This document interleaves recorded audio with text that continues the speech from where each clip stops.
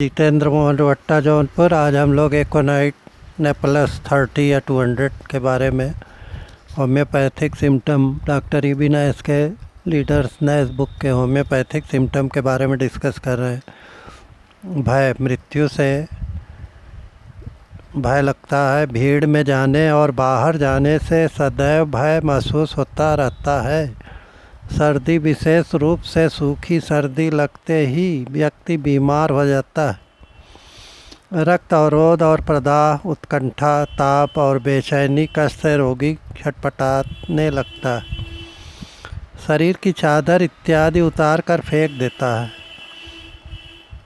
प्रदाह, ज्वर में बहुत अधिक दर्द होता है। रात में विशेष तौर पर संध्या के समय दर्द बहुत अधिक बढ़ जाता है। व्यक्ति प्रदाह ज्वर से पीड़ित रहता है। रोगी का चेहरा बिस्तर से बहुत लाल और तमतमाया रहता है, परंतु बिस्तर छोड़ते ही चेहरा बिल्कुल सफ़ेद पड़ जाता है। रोग का आक्रमण प्रायः स्वर यंत्र, काली खांसी में, वायु नली में होने वाले प्रदाह में, फेफड़े और फुसफुस, वेस्ट, निमोनिया और प्लूरसी में, संधिवात में और हृदय तथा रक्त संचार प्रणाली पर एरिथ्मिया में हुआ करता है। कैसे रोग बढ़ेगा, कैसे घटता है। शाम को छाती में दर्द, बाईं करवट लेटने पर, गर्म कमरे में अथवा गर्म कपड़ा ओढ़ने पर रोग बढ़ जाता है। चादर आदि उतार देने पर रोगी राहत अनुभव करता है और प्रायः पैर मारकर चादर उतार फेंकता है। अब हम बेचैनी में दी जाने वाली एकोनाइट 30 या 200, आर्सेनिक अल्वा 200, रस्टाक्स 200, इन तीनों औषधियों के बारे में विचार करेंगे। इन सभी औषधियों में बेचैनी का लक्षण समान रूप से दृष्टिगोचर रहता है, लेकिन इतना होते हुए भी ये तीन दवाएं एक दूसरे से इतनी भिन्न हैं कि यह निश्चय करने में कोई कठिनाई नहीं होती है कि इन तीन दवाओं में से रोगी को कौन सी दवा दी जाए। एकोनाइट 30 की बेचैनी साधारण तौर पर तेज प्रदाहिक ज्वर के साथ मौजूद रहती। एकोनाइट ज्वर के लक्षणों के संबंध में सबसे उपयुक्त वर्णन हेरिंग्स का है। उनके अनुसार लक्षण है प्यास के साथ गर्मी, दृढ़ और चंचल नब्ज, व्याकुलता, अधीरता तथा बेचैनी के कारण छटपटाहट।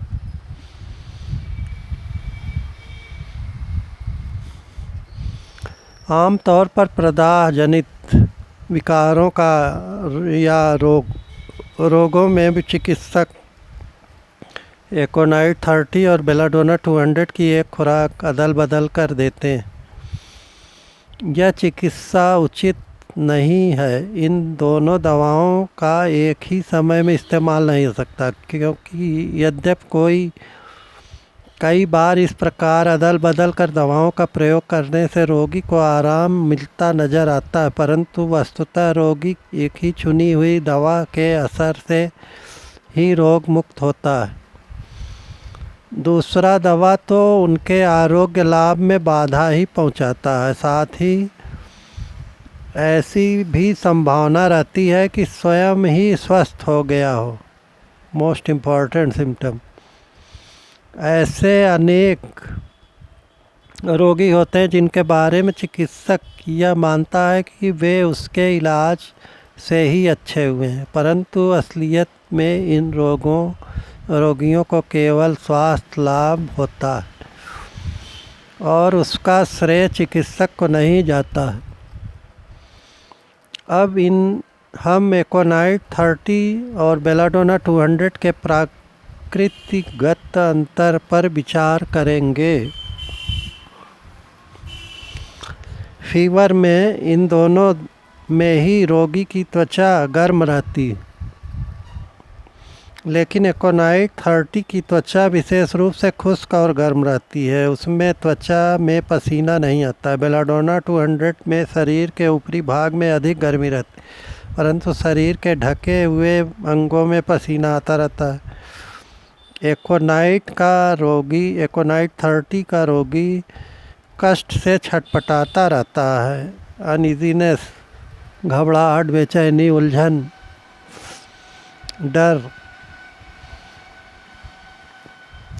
और उसे मृत्यु का भय हर समय सताता रहता है। जैसे आर्सेनिक अल्वा 200 में ये वो मर जाएगा, दवा नहीं खाएगा।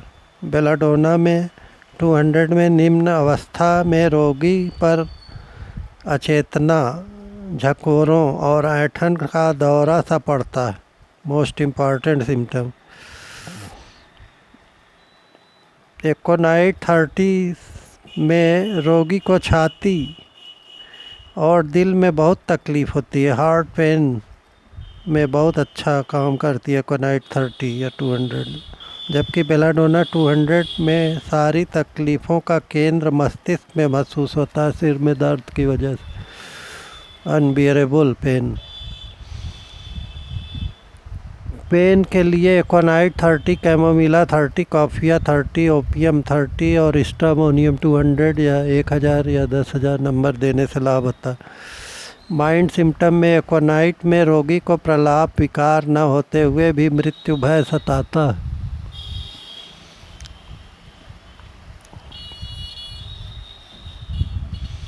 परंतु बेलाडोना 200 में रोगी प्रलाप करता है और इसके साथ ही काल्पनिक वस्तुओं से डरता है। इस प्रकार इन दोनों औषधियों का भेद बहुत ही स्पष्ट है। होम्योपैथी चिकित्सा पद्धति से परिचित कोई भी व्यक्ति इन दोनों औषधियों का अदल बदल कर एक साथ प्रयुक्त नहीं करेगा। पेन एकोनाइट पीड़ा की भी एक रामबाण औषधि है। यदि हमें दर्द की 3 विशिष्ट श्रेष्ठतम दवाओं के नाम गिनाने के लिए कहा जाए तो एकोनाइट 30 या 200, कैमोमिला 30 या 200 और कॉफिया 200 का नाम लेंगे। एकोनाइट 30 में रोगी को पीड़ा के साथ अत्यंत बेचैनी, भय और आकुलता रहती। रोगी पीड़ा से छटपटाता है, पीड़ा को सहन नहीं कर सकता। इसके साथ ही यह किसी का स्पर्श और ओढ़ा हुआ कपड़ा उतारना भी सहन नहीं कर सकता है। आप यह कह सकते हैं कि सभी दवाओं में दर्द का लक्षण रहता है, लेकिन यह सही नहीं है। सभी दवाओं में दर्द का लक्षण नहीं रहता है और अत्यधिक पीड़ा का लक्षण तो बहुत ही कम दवाओं में पाया जाता है। ओपियम 30 और स्ट्रामोनियम 200 में रोगी को दर्द की बहुत कम शिकायत होती है। एकोनाइट 30 या 200 की पीड़ा असहनीय होती है और शाम को और रात को तो बहुत अधिक बढ़ जाती है। इसके अतिरिक्त एकोनाइट 30 या 200 के दर्द में रोगी को कभी कभी पीड़ा के दौरे में अथवा उसके बाद पर्याय क्रम में सुरसुरी, झुंझुनी और अंग्याहीनता का एहसास भी होता है।